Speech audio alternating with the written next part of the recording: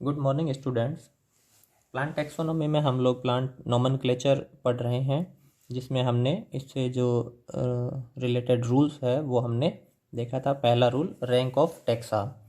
जो second rule है वो है टाइपिफिकेशन। ठीक है, टाइपिफिकेशन या इसको हम प्रारूप विधि भी कहते हैं। ठीक है, तो सबसे पहले हम देखते हैं कि टाइप होता क्या है। ठीक है, हमने प्लांट आइडेंटिफिकेशन में हर्बेरियम टेक्निक्स है वो देखी थी, जिसमें कोई भी प्लांट सैंपल होता है वो हर्बेरियम शीट के रूप में उसको हर्बेरियम में जमा करवाया जाता है, डिपॉजिट करवाया जाता है वैज्ञानिकों के द्वारा, साइंटिस्ट के द्वारा। तो उस हर्बेरियम शीट को ही हम टाइप कहते हैं। हर्बेरियम शीट होती है जिसमें प्लांट सैंपल होता है। ठीक है, या उसको हम प्लांट स्पेसिमेन भी कहते हैं। ठीक है, उस प्लांट स्पेसिमेन को, प्लांट सैंपल को, हर्बेरियम की शीट को हम टाइप कहते हैं। ठीक है, और ये प्लांट्स के नामकरण के समय, आइडेंटिफिकेशन के समय काम में लिया जाता है।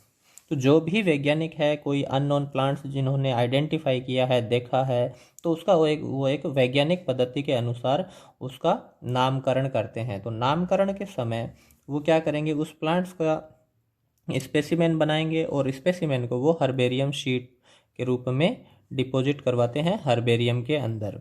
तो उसमें वो क्या करते हैं, इस तरह से एक प्लांट के जो सैंपल्स होते हैं वो 4-5 सैंपल है वो बना सकते हैं। ये हर्बेरियम की शीट है, प्लांट के सैंपल है। ठीक है, तो इन्हें हम क्या कहेंगे, टाइप कहते हैं।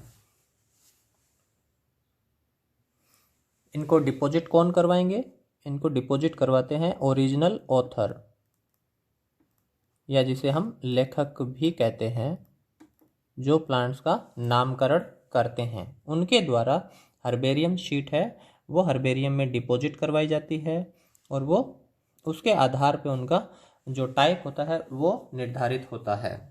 तो इसमें जो ये टाइप होते हैं उसके अलग अलग टाइप है, अपन देखते हैं कौन कौन से टाइप है ये। सबसे पहला जो टाइप है वो है सिन टाइप। ठीक है, कि एक लेखक के द्वारा होलोटाइप निर्धारित नहीं होने पर एक या अधिक स्पेसिमेन जमा करवाए जाते हैं, उन्हें सिन टाइप कहा जाता है। कि एक लेखक या ऑथर है जिन्होंने अननोन प्लांट्स को आइडेंटिफाई किया है और उन्होंने उसका नामकरण किया है। नामकरण के साथ में उन्होंने 4 या 5 शीट है वो जमा करवाई है। उन चारों या पांचों शीट में उन्होंने किसी एक को होलोटाइप निर्धारित नहीं किया है। निर्धारित नहीं करने की स्थिति में जितने भी ये हर्बेरियम शीट है, प्लांट स्पेसिमेन है, वो सारे के सारे सिन टाइप कहलाते हैं। ठीक है, उन्होंने एक ही प्लांट सैंपल के अलग अलग शीट बनाई है, एक तरह की डुप्लीकेट शीट होती है ये, इनको क्या कहेंगे हम, सिन टाइप कहते हैं। नेक्स्ट है होलोटाइप। देखिए होलोटाइप क्या होता है, लेखक द्वारा नामकरण के लिए प्रयुक्त किया गया स्पेसिमेन। जब वो 5 शीट बनाते हैं तो उसमें से एक शीट का वो निर्धारण कर देते हैं कि ये होलोटाइप है, इसके द्वारा मैंने प्लांट का नामकरण किया है। यदि वो किसी एक शीट को या एक टाइप को वो निर्धारित करते हैं कि ये मेरा होलोटाइप है, कौन करेंगे, लेखक या ओरिजिनल ऑथर।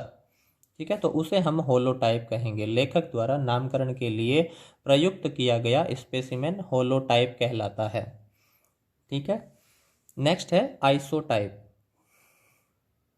आइसोटाइप क्या है, डुप्लीकेट ऑफ होलोटाइप। ठीक है, आइसोटाइप है डुप्लीकेट ऑफ होलोटाइप, लेखक द्वारा होलोटाइप के अतिरिक्त बनाए गए स्पेसिमेन। अब इसमें उन्होंने एक को होलोटाइप निर्धारित कर दिया है लेखक ने, तो उसके बाद में जो नेक्स्ट शेष बचे हुए टाइप है, ठीक है, शेष बचे हुए टाइप को हम कहेंगे आइसोटाइप या इसके डुप्लीकेट ऑफ होलोटाइप। ठीक है, तो आइसोटाइप क्या है, duplicate of holotype. Syntype क्या हो जाएंगे, होलोटाइप प्लस आइसोटाइप। ठीक है, वो सिन टाइप है, लेकिन यदि होलोटाइप डेजिग्नेट उन्होंने कर दिया है तो सिन टाइप नहीं होंगे। सिन टाइप उसी स्थिति में होते हैं जब होलोटाइप डेजिग्नेट नहीं है। ठीक है, तो होलोटाइप के अतिरिक्त जो भी उसके डुप्लीकेट स्पेसिमेन होते हैं वो सारे के सारे आइसोटाइप कहलाते हैं और ये मेन ऑथर के द्वारा ही सबमिट किए जाते हैं नामकरण के समय। नेक्स्ट है लेक्टोटाइप।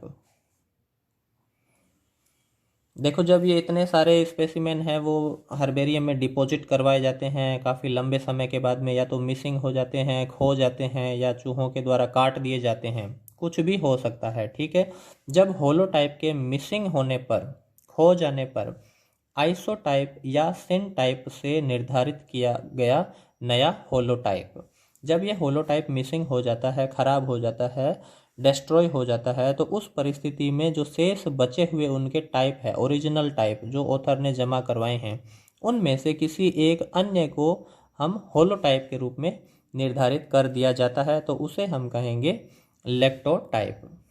ठीक है, तो लेक्टोटाइप क्या होगा? आइसोटाइप या सिन टाइप से नया होलोटाइप निर्धारित किया जाना लेक्टोटाइप है वो। ठीक है, किस परिस्थिति में? जब होलोटाइप मिसिंग हो जाता है, खराब हो जाता है, डिस्ट्रॉय हो जाता है, तो उस परिस्थिति में लेक्टोटाइप का निर्धारण होता है और ये भी ओरिजिनल ऑथर के द्वारा ही डिपॉजिट करवाया जाता है। नेक्स्ट है पैराटाइप। देखिए, पैराटाइप क्या है? होलोटाइप के अतिरिक्त बनाया गया टाइप जो मुख्यतः अलग सीजन में बनाया जाता है, जो पौधे के अन्य लक्षणों को प्रदर्शित करता है।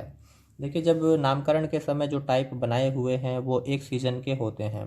ठीक है, वो मुख्यतः वेजिटेटिव या रिप्रोडक्टिव कैरेक्टर्स के हो सकते हैं।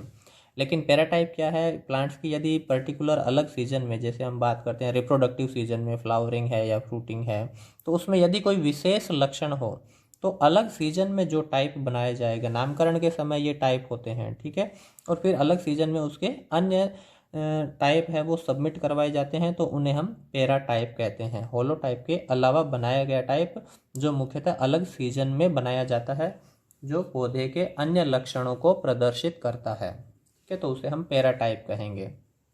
नेक्स्ट है नियोटाइप।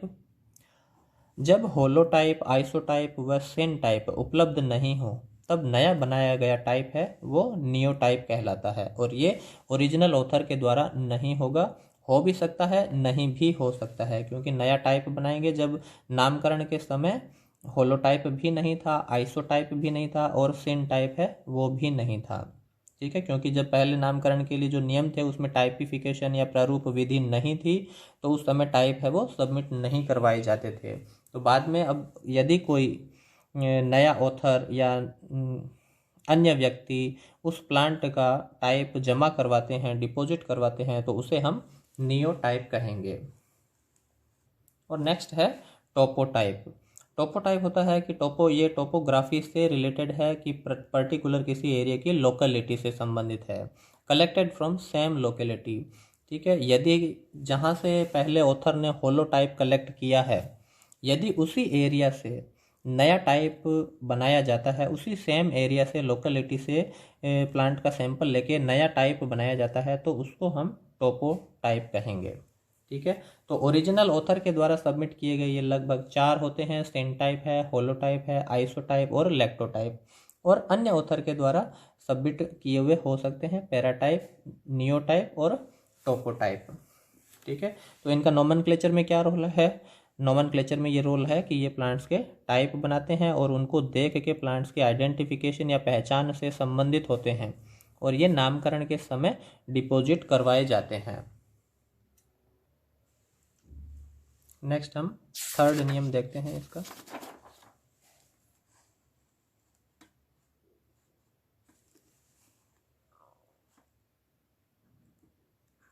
थर्ड नियम है इफेक्टिव एंड वैलिड पब्लिकेशन। ठीक है, जो भी अननोन प्लांट्स है उसका नोमेनक्लेचर किया जाता है ऑथर के द्वारा, तो उसका इफेक्टिव और वैलिड पब्लिकेशन होना जरूरी है। इफेक्टिव और वैलिड पब्लिकेशन से क्या मीनिंग है? तो इसका जो मीनिंग है वो है कि जो भी प्लांट्स का जो नोमेनक्लेचर किया जाता है वो साइंटिफिक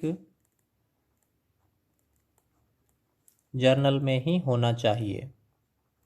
ठीक है, साइंटिफिक जो भी पत्रिकाएं होती है जर्नल्स होते हैं उसी में उसका पब्लिकेशन होना चाहिए। किसी अन्य जो नॉन साइंटिफिक जर्नल है उसमें वो वैलिड नहीं है।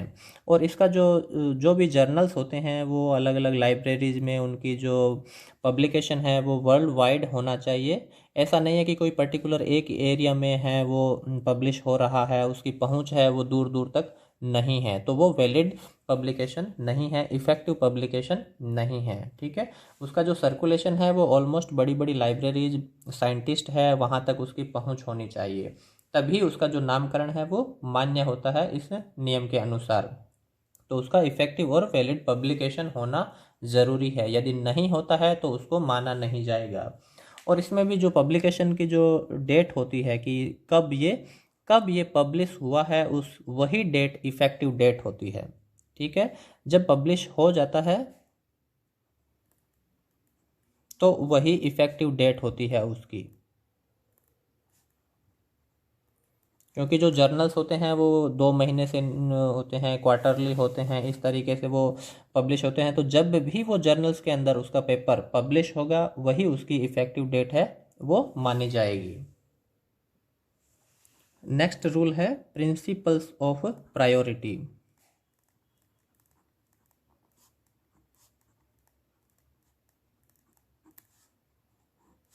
देखिए, प्रायोरिटी से मतलब है कि पहले कौन सा पब्लिश हुआ है। कई बार क्या होता है कि दो अलग अलग साइंटिस्ट है और एक ही प्लांट्स को वो आइडेंटिफाई करते हैं और दोनों अलग अलग उसका नामकरण कर देते हैं। तो उस परिस्थिति में उस वैज्ञानिक का जो नाम है वो मान्य होगा जिन्होंने पहले पब्लिश करवाया है। ठीक है, जो थर्ड रूल है वो इससे संबंधित है, प्रिंसिपल ऑफ प्रायोरिटी। जब डिस्प्यूट की कंडीशन हो, जब विरोध हो कि कौन सा नाम मान्य होगा, ठीक है, उस परिस्थिति में क्या होता है, उस नाम को मान्यता मिलेगी जो पहले पब्लिश हुआ है और वो भी इफेक्टिव और वैलिड पब्लिकेशन में पब्लिश हुआ है। ठीक है, तो प्रिंसिपल और प्रायोरिटी क्या है कि जब कोई एक ही प्लांट के अलग अलग साइंटिस्ट उसे अलग अलग नाम दे देते हैं तो किस नाम को मान्यता मिलेगी वो निर्धारित करता है प्रिंसिपल ऑफ प्रायोरिटी। ठीक है, और इसमें जो प्रिंसिपल ऑफ प्रायोरिटी में जो डेट मान्य है वो है 1 मई 1753। ठीक है, इस डेट के बाद के जो भी प्लांट्स के जो नोमेनक्लेचर है वो इस नियम के अंतर्गत आते हैं। इससे पहले यदि किसी ने नाम दे दिया है तो उस नाम में ये रूल है वो वहाँ पे लागू नहीं होता है प्रिंसिपल ऑफ प्रायोरिटी का। क्योंकि 1 मई 1753 को कैरोलस लीनियस द्वारा लिखी गई पुस्तक स्पीसीज प्लांटेरम पब्लिश हुई थी, जो प्लांट नोमेनक्लेचर से संबंधित है। बाइनोमियल नोमेनक्लेचर इस बुक में लिखा गया था। ठीक है, तो प्रिंसिपल ऑफ प्रायोरिटी क्या बताता है, ये बताता है कि यदि किसी एक ही प्लांट के दो अलग अलग वैज्ञानिक नामकरण कर देते हैं तो उनमें से वो नाम मान्य होगा जो प्रिंसिपल ऑफ प्रायोरिटी में यानी कि पहले पब्लिश हुआ है उसी नाम को मान्यता मिलेगी। ठीक है, और वो पब्लिशिंग के लिए क्या कंडीशन है, उसके लिए ये कंडीशन है कि उसका इफेक्टिव और वैलिड पब्लिकेशन होना भी जरूरी है। ठीक है, नेक्स्ट रूल है ऑथर साइटेशन।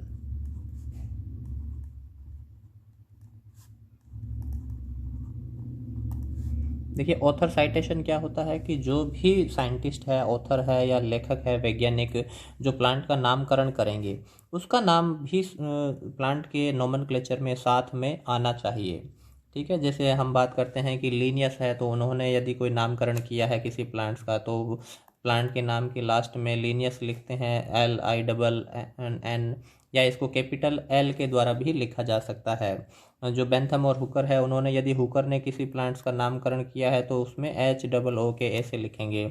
लामार्क है तो LAMK ऐसे लिख देते हैं। शॉर्ट में फॉर्म में ऑथर का साइटेशन है वो नामकरण के साथ में होना चाहिए। ठीक है, इस तरह से जैसे अकेशिया निलोटिका है, अकेशिया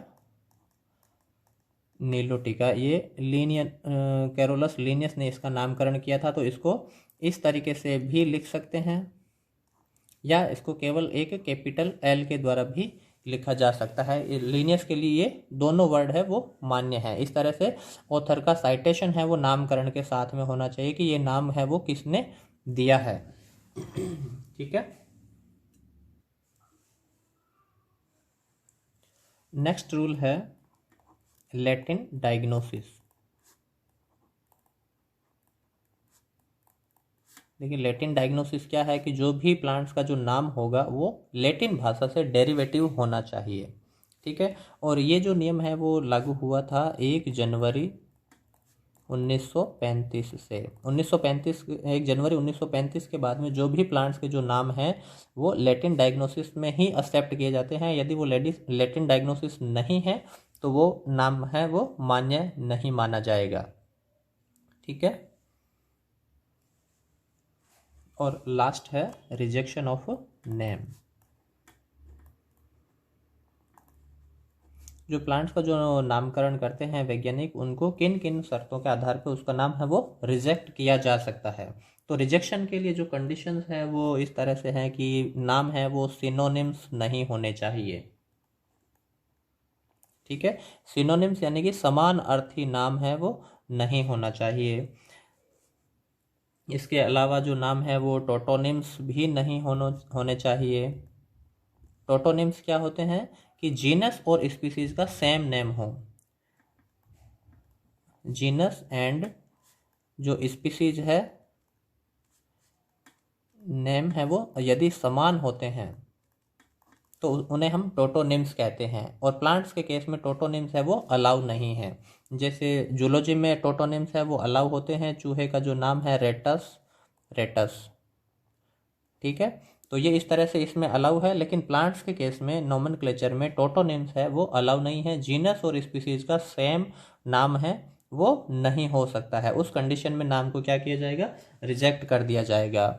नाम है वो होमोनिम्स भी नहीं होने चाहिए।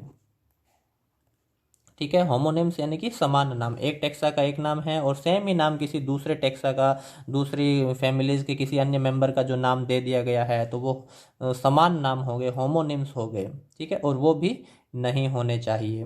तो रिजेक्शन किन कंडीशन पे हो सकता है, यदि वो सिनोनिम्स है तो रिजेक्ट हो जाएगा, यदि वो टोटोनिम्स है तो रिजेक्ट हो जाएगा, यदि वो प्लांट का जो नाम है होमोनिम्स है, किसी दूसरे प्लांट के समान उसका नाम रख दिया गया है तो भी वो रिजेक्ट हो जाएगा, अलाउ नहीं है बॉटनिकल नोमेनक्लेचर में।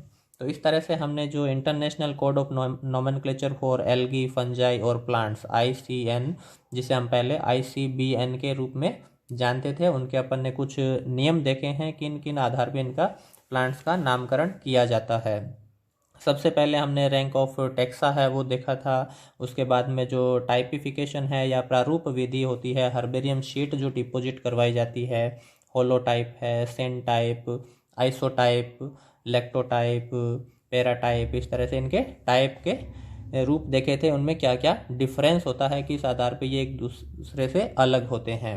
थर्ड रूल है हमने देखा है इफेक्टिव एंड वैलिड पब्लिकेशन होना चाहिए, जिसमें जो भी ऑथर है वो प्लांट्स का जो नोमेनक्लेचर करते हैं वो साइंटिफिक जर्नल में ही अलाउ है। बाकी किसी दूसरी पत्रिका में जो नॉन साइंटिफिक जर्नल है उनमें ये अलाउ नहीं है। हालांकि ये इलेक्ट्रॉनिक मोड में जो भी जर्नल अवेलेबल है 2012 के बाद में, उनको भी वैलिड पब्लिकेशन में माना गया है। जो भी पब्लिकेशन है, जर्नल्स है, ठीक है, वो ISSN नंबर के साथ में होने चाहिए या ISBN उनके नंबर होने चाहिए। ठीक है, तभी वो उसको इफेक्टिव और वैलिड पब्लिकेशन माना जाता है। ठीक है, तो इफेक्टिव या वैलिड पब्लिकेशन क्या है, इफेक्टिव और वैलिड पब्लिकेशन है साइंटिफिक जर्नल में ही पब्लिश हो, उसके ISSN या ISBN नंबर हो, इंटरनेशनल स्टैंडर्ड सीरियल नंबर या इंटरनेशनल स्टैंडर्ड बुकलेट नंबर उसके होने चाहिए, तभी वो इफेक्टिव पब्लिकेशन में माना जाएगा। फोर्थ नियम है प्रिंसिपल ऑफ प्रायोरिटी का। यदि किसी प्लांट्स का जो नामकरण है वो दो अलग अलग वैज्ञानिक कर देते हैं तो उस समय उस प्लांट को नामकरण को प्रायोरिटी मिलेगी जिन्होंने पहले पब्लिश करवाया है। ठीक है, प्रिंसिपल ऑफ प्रायोरिटी क्या कहता है, जिसने पहले पब्लिश करवाया है